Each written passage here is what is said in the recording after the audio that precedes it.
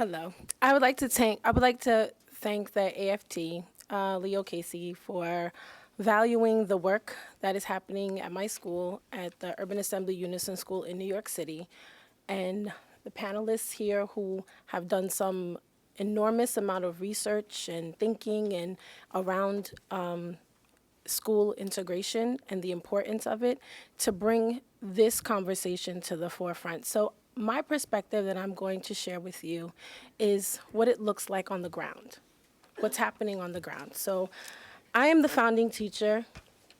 Closer. Okay. Okay. I am the founding teacher at the Urban Assembly Unison School, which is a middle school located in Clinton Hill, Brooklyn, which is located in District 13, which is one of the most segregated districts in a very integrated neighborhood, whose demographics are rapidly changing through gentrification. And many of you may not be familiar with this section of Brooklyn or Brooklyn at all, so let me paint a picture for you. My school is located on Gates Avenue in Brooklyn. Gates Avenue, where my school located, looks like the neighborhood featured in The Cosby Show. You see beautiful trees with brownstones lined blocks, and just 5 blocks away, on Gates Avenue also, you have the projects, which are New York City public subsidized low-income housing complexes. Unfortunately, we only receive scholars that are from the 5 blocks down in the surrounding areas and not on the tree-lined brownstone streets.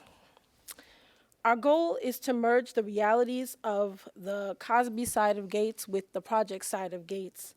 And the real reason is why we have started many different, this is the real work, the crux of what we want to do. My role has been a very crucial one. Not only am I an educator meeting the needs of students who come to me each day with a different amount of needs, and but spending a lot of time as a teacher leader, working with the UFT, working with through the New York City Department of Education initiatives, through district initiatives, in thinking about and tackling policies and issues that are impacting us adversely as a school community. The stats of my school, we have 148 students. 15% of those students are Asian, 68% Black, 14% Hispanic, 3% white. Of those students, we have 22% of them with disabilities, while the city average is at 20%. 9% of our students would need self-contained special education services as we're nesting students who have autism and varying needs that would be normally slated for a segregated school. They are coming to us where the city average is 6%. Economic index for our school is 79%, where the city average is 62%.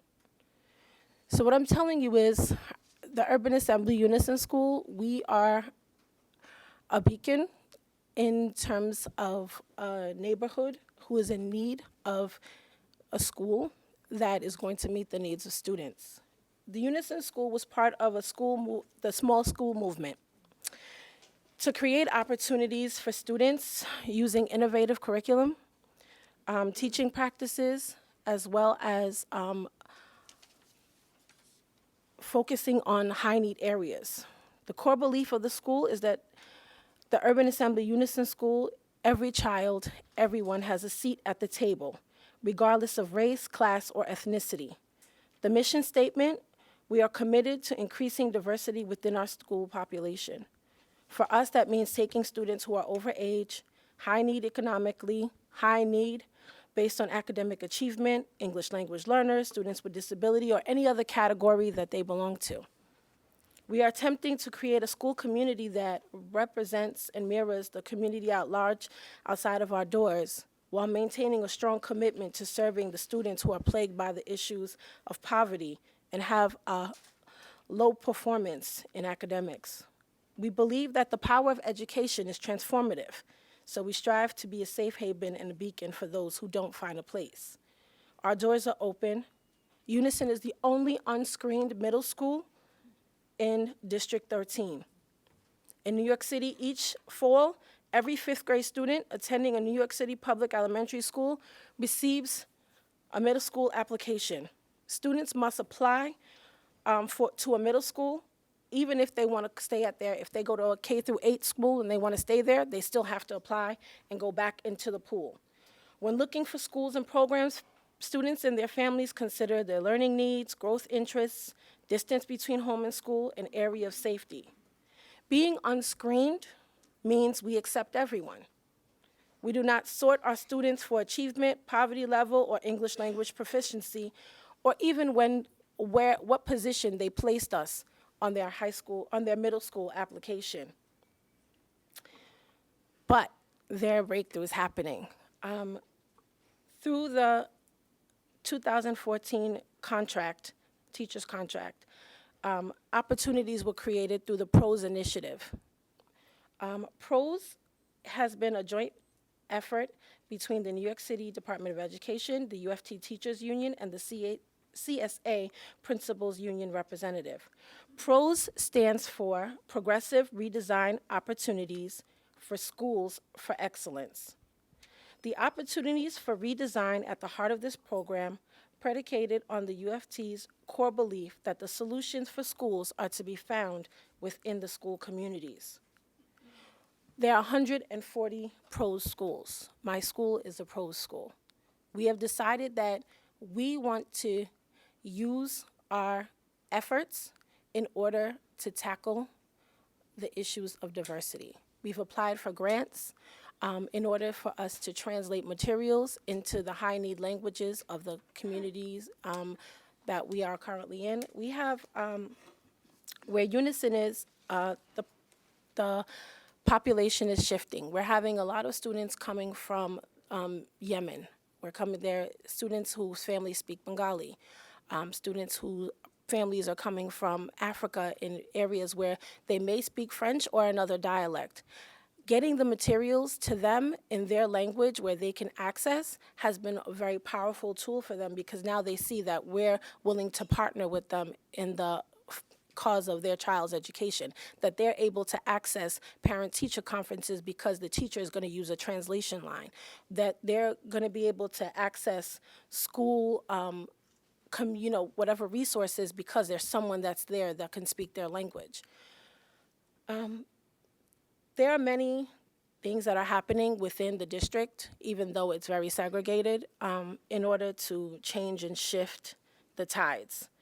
The district has created a task force to address the issues of integration and its effects and the gentrification impact on the schools.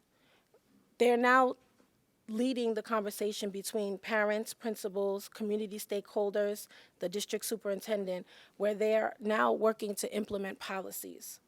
And just as Secretary King mentioned, that New York City released their diversity plan for public schools yesterday.